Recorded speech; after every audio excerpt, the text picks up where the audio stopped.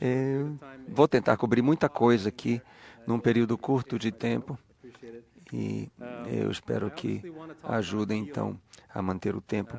Bem, eu gostaria de falar um pouco sobre cura, mas foi muito interessante você falar ouvir você falar como os genes são moldados pela cultura, pelo contexto. E eu gostaria de pensar um pouco no caso do Brasil. Como você sabe, o racismo sistêmico e a desigualdade estão profundamente enraizados e arraigados na estrutura do país. E o estresse e o trauma afetam muito as comunidades marginalizadas no Brasil. Então, a pergunta é como a raça e como a condição econômica e, até certo ponto, o gênero também, como esses fatores são determinantes da saúde, ou seja, como se tornam incorporadas biologicamente. E como nós, como sociedade, podemos reagir e responder a isso, individualmente como sociedade. Muito obrigado pela pergunta. Eu não sei exatamente sobre os brasileiros, mas posso citar pesquisas nos Estados Unidos. Então, por exemplo, as crianças negras americanas têm hipertensão, sofrem de hipertensão muito mais do que seus colegas que são caucasianos ou brancos. A chance de um bebê negro morrer durante o parto é 2 vezes maior do que de uma criança branca.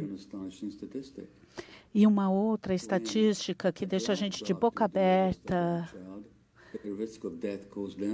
se o médico que está fazendo parte dessa criança negra for negro também, esse risco cai pela metade. Eu vou falar um pouco sobre telomeres, que são estruturas nos nossos cromossomos, como se fossem aquela cola que impede um cadarço de desfiar. Eles prendem os nossos microssomos de forma que não desfie. Se você tiver telômero suficiente, conforme a gente vai envelhecendo e vai ficando estressado, esses telômeros encurtam. E conforme eles vão encurtando, a gente vai ter mais propensão à inflamação e doenças. Se a gente pensar nos telômeros, por exemplo, das pessoas que são cuidadores de outras pessoas, que são cuidadores crônicos, eles têm telômeros mais curtos. Os telômeros das pessoas negras nos Estados Unidos são mais curtos do que dos seus pares brancos da mesma idade, o que significa que, biologicamente, eles são mais velhos ou estão mais envelhecidos. Se pensarmos sobre o impacto disso no Canadá, o risco de uma pessoa indígena ter artrite é 6 vezes maior do que um homem branco. Isso não tem nada a ver com a genética, porque antes da colonização não havia artrite reumatoide. Tem a ver com o estresse do racismo, o estresse ligado a gênero. Se a gente pensar sobre as doenças autoimunes, como lúpus, fadiga crônica, doença de Crohn, colite, artrite reumatoide, esclerose múltipla, claro, fibromialgia, as mulheres têm 80% das doenças autoimunes. Isso tem a ver com uma tendência de gênero, genética de gênero? Não. A gente vê isso com a esclerose múltipla. Você falou sobre isso. Nos anos 30, na América do Norte, 1930, a taxa de esclerose múltipla era 1 para 1. Um homem e uma mulher. Hoje, é 3,5 mulheres para cada homem sofrendo de esclerose múltipla. E isso é um número internacional, global. O que significa que isso não é uma coisa genética, porque os genes não tiveram tempo para mudar.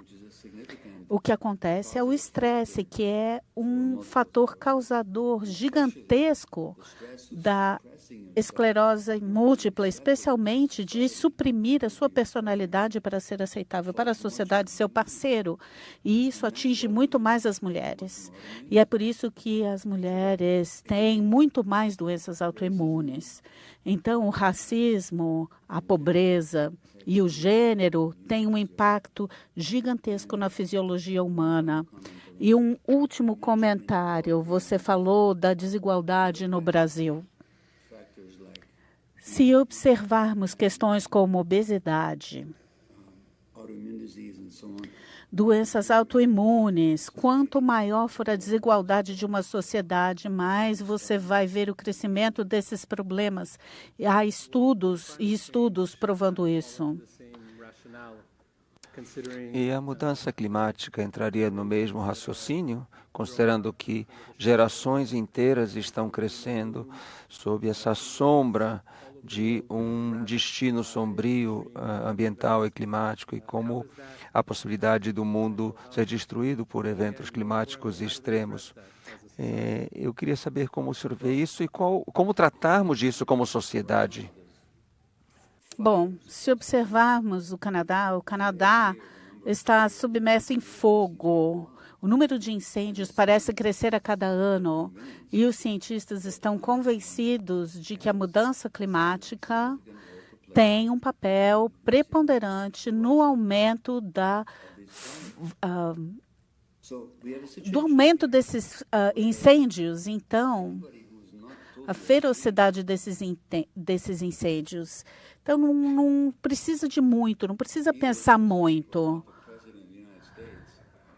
Mesmo que a gente não tivesse o atual presidente dos Estados Unidos, a gente está de mãos atadas frente a isso, porque todos os anos só piora. E as hipóteses vêm sendo comentadas há 6 décadas, os cientistas vêm falando sobre isso há 150 anos e nada mudou.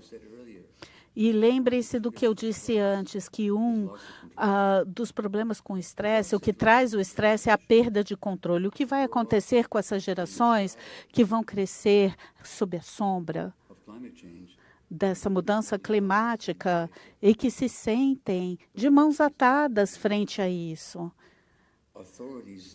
Porque as autoridades que poderiam tomar uma atitude simplesmente não tomam. Só pioram o problema. E nós sabemos o impacto dessa destruição. E nós sabemos o impacto da floresta amazônica, por exemplo, no Brasil. Então, quando a gente se pergunta o que podemos fazer enquanto sociedade, você está indo além das minhas capacidades enquanto médico e pessoa que cura. Eu só posso dar um diagnóstico, mas vai precisar de uma ação social e uma ação política no âmbito social, no âmbito econômico. E isso nós não estamos vendo. O impacto nas gerações futuras vai ser duplo. Nós temos o impacto físico, que já foi documentado sobre a saúde humana, esses impactos da mudança climática, e aí nós temos o impacto psicológico dessa sensação de mãos atadas. E os estudos mostram que isso tem tido um efeito na saúde mental das pessoas mais jovens.